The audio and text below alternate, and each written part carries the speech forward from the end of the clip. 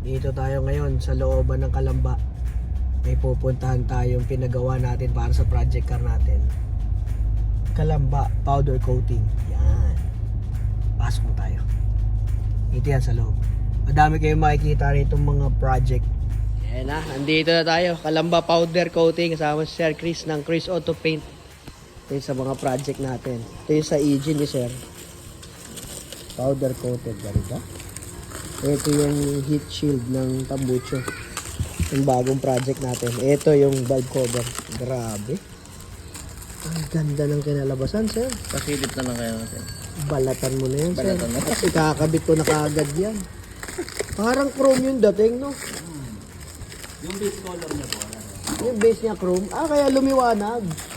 Kasi yung sa mas dark eh, no? Ano po yun? Yung base color ng silver. Iba pag chrome ang base talaga, Sir. No? Kumbaga sa mga rim na pag chrome yung base, ang kinang. Putok na putok. Ang ganda. Plastic. Kakabit ko na kaagad yan. Okay lang, Sir.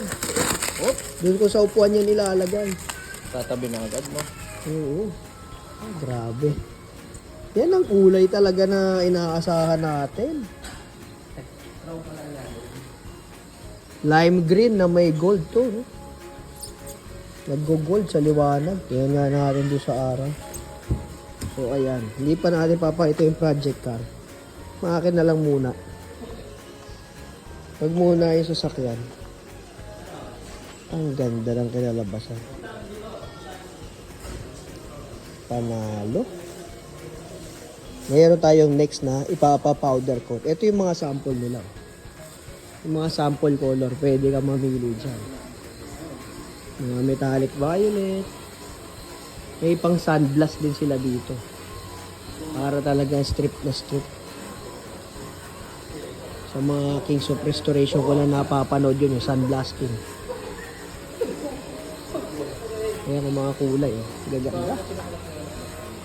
Powder coat, mas matibay siya eh. Kasi pag yung paint lang ginamit dito dati eh, tuklap din. Iba yung kapal talaga ng powder coat. Ang ganda. Yan ba? Kasi di ba pula yan last time? Mm-mm. Ito talaga. Sample pagka ano. Ganong katibay ang powder coat. Kahit hinahataw, hindi bumibiyak. Magsasample doc. Kumuha na isa. Ito yung sa ano mo doc. Ito, halimbawa sa rim, pina-powder coat ninyo. Gano'ng katibay? Aba naman.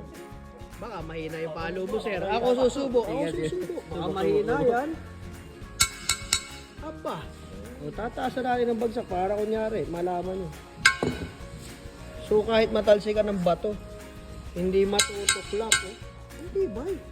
So, kasi ilang degrees yung 200 degrees ang Luto niya. luto niya. Ganun kainit. Degrees Celsius? Oh, Kasi siya doc, ano pati ang ganda. So kahit malubak, mga kaibigan, yung mga bato-bato, hindi niya matutuklap. Ito, ganun din to, Sir. Kinakabahan ako. Wag muna, bagong labas lang. Sabi ka sa akin no, titestigin. Wag muna. Hindi, pero good yan. Kita nyo naman na yun eh. Lahat yan, ito lahat ng mga natapos nila. Wag na lang natin i-risk yung sa akin. Wag. Uulit pa eh. Ito sana yung kulay mo. Kaya lang ito, silver ang base, kaya dark. Pero yung sa akin, ginawa nilang base, yung chrome. Kaya lumiwanag talaga yung kulay. Ito, silver ang base. Parang, ganito. Ayan, silver. Tapos pinatungan ng ganung lime green. Kaya medyo dark ito. Sa akin ay chrome. Kaya parang naging ganito ka-light siya. Ayos. Ito yan sa Kalamba, mga kamiyan. Kalamba powder coating. Thank you.